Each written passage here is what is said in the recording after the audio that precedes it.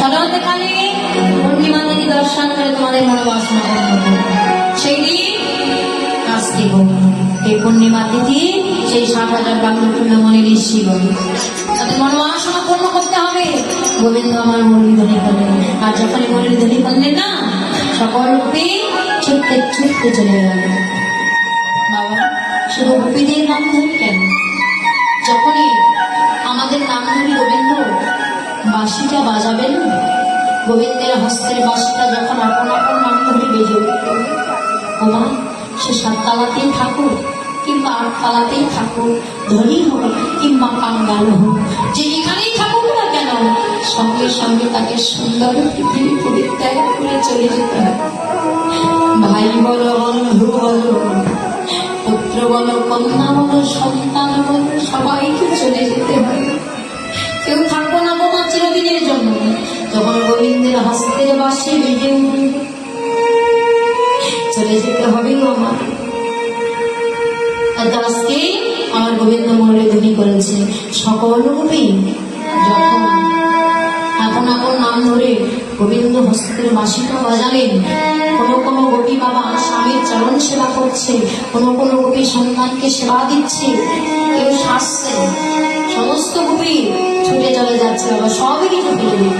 যখন স্বামীর চরণ সেবা করছে, চরণ সেবা করতে করতে বাবা যখন মুরলীধ্বনি শ্রবণ করেছে, সঙ্গে সঙ্গে গোপী আমার স্বামীর সেবা রেখে ঘর থেকে ছুটতে ছুটতে চলে যেতে লাগলো। এদিকে সেই স্বামী বাবা কৃষ্ণ বহির্মুখী, কৃষ্ণ নাম শ্রবণ করে না, কৃষ্ণ নাম ভালোবাসে না, সেই কৃষ্ণ বহির্মুখী স্বামী পিছন থেকে বুকের হাতটা টেনে ধরে যায়। কোথায় যাচ্ছ তুমি? হ্যাঁ যাচ্ছ কোথায়? হ্যাঁ এই স্বামীর সবচা আছে, এত রাতে যাচ্ছ কোথায়? সঙ্গে সঙ্গে বলে উঠলেন, স্বামী আমি যাচ্ছি আমার স্বামীর কাছে। স্বামী এই জগতে আমি তো তোর স্বামী, আবার যার কাছে চলেছে সেও তোর স্বামী। সে তো আমার জগতের স্বামী, সে আমার একার স্বামী নয়, সে আমার স্বামী, তোমার স্বামী, এই জগতে জীবের স্বামী। আমি চলেছি তার কাছে। জগতে জীবের স্বামী কলঙ্কিনী অসতী, আমাকে ছেড়ে স্বামীর স্বয়ং সজ্জা ছেড়ে তুই চলে যাচ্ছিস পরপুরুষের কাছে। এত বড় সাহস তোর পিতা অগ্নি সাক্ষী করে আমাকে তোর হাতে তুলে দিয়েছে, তোর প্রতি একমাত্র আমার অধিকার। প্রভু আমার এই দেহটার প্রতি তোমার অধিকার, কিন্তু স্বামী গো শিশুকালেই তো আমি আমার মনটাকে গোবিন্দ চরণের সাথে দিয়েছি, তাহলে কি করে আমি থাকতে পারি? মনটাকে তুই সঁপে দিয়েছিস।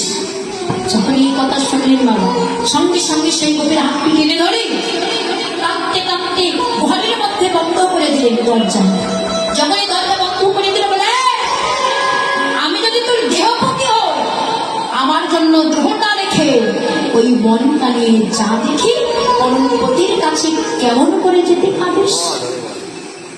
ঘরের মধ্যে বাধা করে নয়ন জলে বহু হাসি কাঁদে আর বলে, প্রভু কেমন পরীক্ষা নিচ্ছ তুমি, কেমন পরীক্ষা নিচ্ছ, দাও প্রভু, যত দুঃখ দিতে হয় তুমি আমায় দাও,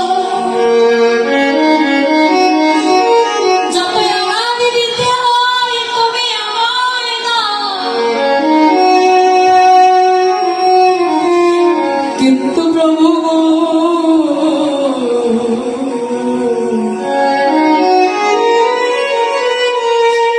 শৈবার মতো শক্তিটুকু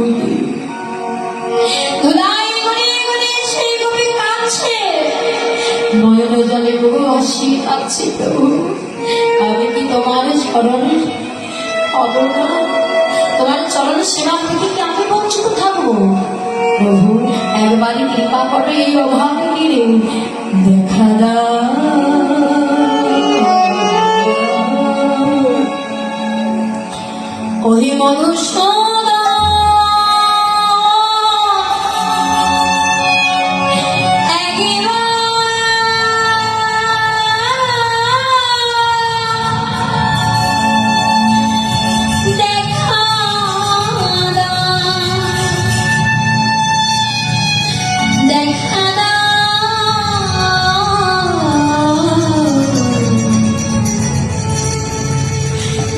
পদভঞ্জন মধুসূর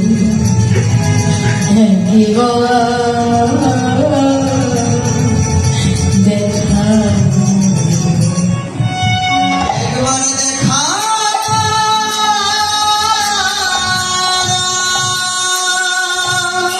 তুমি যদি ভগবান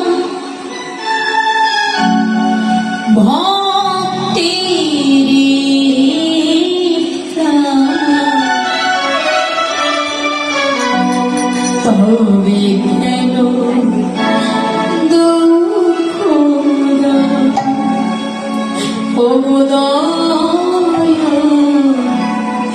তবে কেন কষ্ট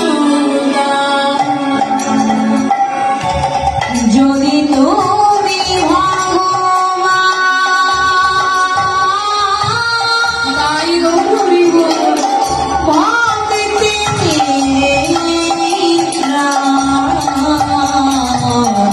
তবে কেন দুঃখ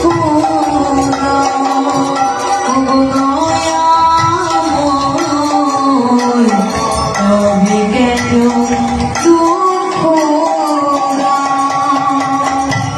যদি তুমি ভগবান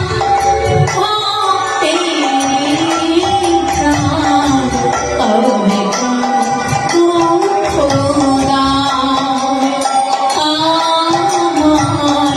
তবে কেন কষ্ট যদি তুমি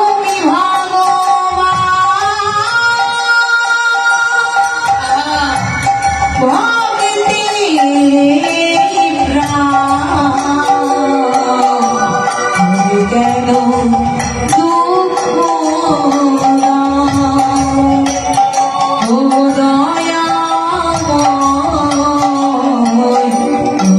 কেন কষ্ট তুমি যে জীবন তুমি যে মরণ তুমি যে সকলে কারণ ও দয়াময় তবে কেন দুঃখ তুমি যে জীবন তুমি যে মরণ তুমি যে সকলের কারণ দয়াময় তবে কেন দুঃখ তুমি যে পাওনা তুমি যে ভাবনা তুমি যে ভক্তের প্রাণ ও দয়াময়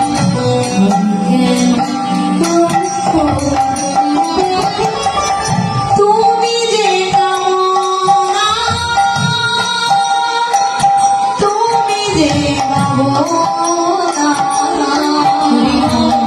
তুমি যে ভক্তের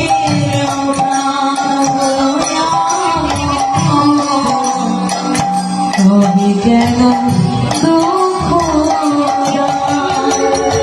যদি তুমি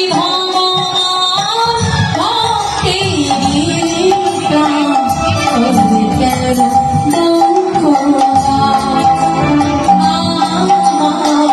তবে কেন কষ্ট তবে কেন দুঃখ তবে কেন কষ্ট